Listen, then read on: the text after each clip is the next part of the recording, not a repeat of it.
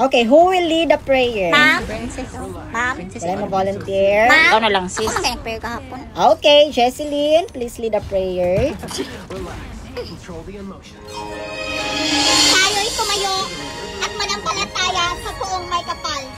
Dahil tayong lahat ay makasalanang nilalang sa mundong ito. Simulan na natin ang pananampalataya.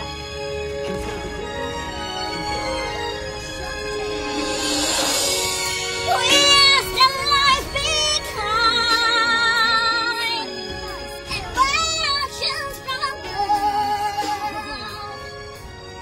we hope it so will find another God's plan. Let us just like every child.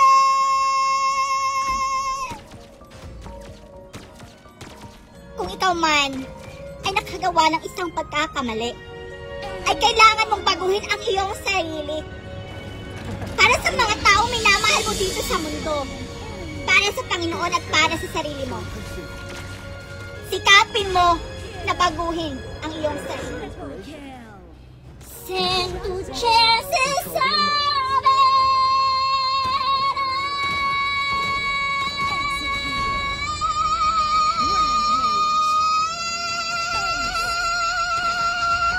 Okay, thank you so much, Jesseline. Please